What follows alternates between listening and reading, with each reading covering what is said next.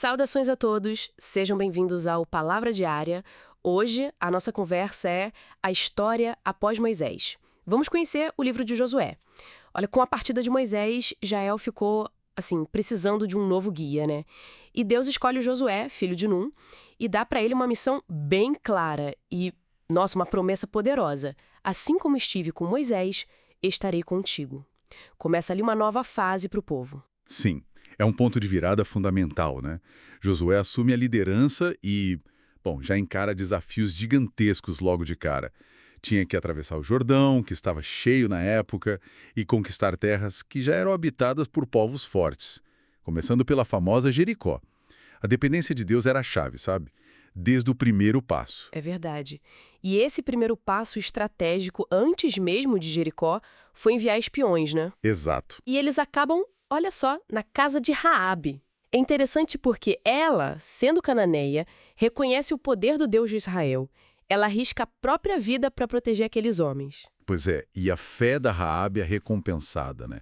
Ela faz um acordo com eles, a família dela seria poupada quando a cidade fosse invadida. E o sinal seria um fio vermelho na janela. É um testemunho forte de que a fé vai além das origens, né? Em trota, claro, ela garantiu que os espiões saíssem de lá seguros. E logo depois disso vem a travessia do Jordão. Como é que foi isso? Foi um milagre, impressionante. Os sacerdotes, eles iam na frente carregando a Arca da Aliança, que era o símbolo da presença de Deus, né? E entraram no rio. Na hora que os pés deles tocaram a água, o fluxo parou lá para cima do rio, sabe? Formou uma barreira mesmo. E o povo todo atravessou com o pé no seco. Que coisa! E para marcar isso, para ninguém esquecer, eles pegaram 12 pedras do meio do rio e fizeram um memorial. Uau! Aí eles chegam em Jericó. Muralhas enormes, cidade toda fechada. A instrução de Deus para a batalha é, bem inesperada para dizer o mínimo. Totalmente inesperada. Nada de arco e flecha, espada. A ordem era marchar ao redor da cidade uma vez por dia por 6 dias. Os sacerdotes tocando as trombetas, os chofares. No 7º dia, tinham que dar 7 voltas. E aí, num sinal, o povo todo devia gritar. Era uma prova de obediência pura e de fé na estratégia de Deus, não na força deles, entende? E não é que funciona. As muralhas desabam com o som das trombetas e o grito do povo. Jericó é tomada. Mas, como combinado, Raabe e a família dela são salvas. Só que, logo depois dessa vitória incrível, vem uma derrota surpreendente em Ai, que era uma cidade bem menor. Por que isso? O que deu errado ali? Essa derrota em Ai mostra uma coisa fundamental: a importância da santidade no meio do povo. Um israelita, o Acã, desobedeceu a ordem de Deus sobre o interdito, sabe? Aquilo que devia ser totalmente destruído ou consagrado a Deus em Jericó. Ele pegou e guardou algumas coisas para ele. E o pecado de um homem só trouxe consequência para a nação inteira. Entendi. Então, antes de poderem seguir em frente, esse pecado precisou ser resolvido. Exatamente. Primeiro identificaram Acã, teve o julgamento dele e da família no Vale de Acor, que o nome já diz, né? Significa perturbação. Só depois disso, com a comunhão com Deus restaurada, é que eles receberam uma nova estratégia divina e aí sim, Ai foi conquistada. Mostra bem como a obediência é vital, né, para receber a bênção e ter sucesso. Faz todo sentido. Bom, seguindo a história, temos o caso dos gibeonitas. Eles usaram de esperteza para sobreviver, né? Sim, espertos mesmo. Com medo de acontecer com eles o mesmo que aconteceu com Jericó e Ai. Eles se disfarçaram, pareciam viajantes que vinham de muito longe, sabe? Roupa velha, pão já mofado, e foram pedir uma aliança com Israel.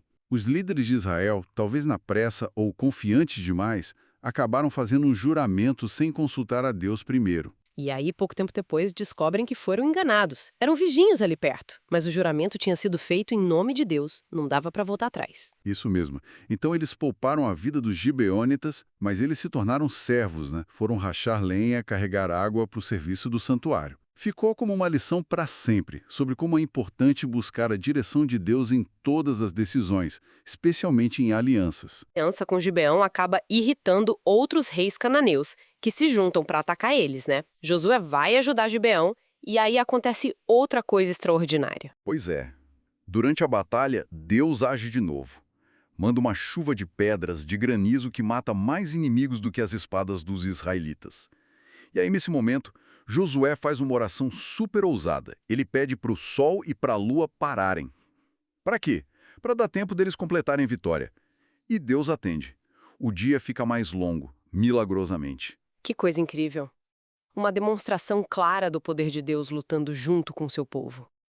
Depois dessa vitória, vieram outras conquistas ali no sul e depois teve uma campanha grande no norte contra vários reis liderados por Jabim, o rei de Azor. E mais uma vez, com a força vindo de Deus, Israel vence.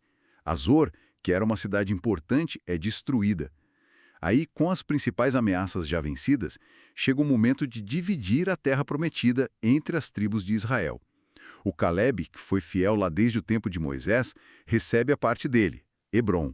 E os levitas, que eram a tribo dos sacerdotes, eles não recebem um território como as outras tribos, porque a herança deles era o próprio Senhor. Mas eles ganham cidades específicas para morar, incluindo as cidades de refúgio, que eram lugares seguros para quem cometesse um homicídio sem querer. Interessante. E já no finalzinho da vida dele, Josué reúne todo o povo. Qual foi a mensagem principal que ele deixou? Basicamente, ele faz um resumo de toda a fidelidade de Deus, desde a saída do Egito até aquele momento ali na Terra Prometida. Ele chama o povo à responsabilidade, sabe? Exorta eles a escolherem servir só ao Senhor, a largarem qualquer tipo de idolatria e a se manterem fiéis à aliança que fizeram com Deus. A escolha estava nas mãos deles, E ele mesmo dá o exemplo, né? com aquela declaração final dele. Sim, as palavras finais dele são muito marcantes. Porém, eu e a minha casa serviremos ao Senhor. É um legado de fé, de decisão firme. Josué morre com 110 anos, depois de ter cumprido a missão que Deus deu para ele. Uhum. Assim conhecemos o livro de Josué. Que incrível e interessante, né? Convidamos, se inscreva no canal, compartilhe essa mensagem e juntos vamos firmes na leitura bíblica. Deus abençoe grandemente a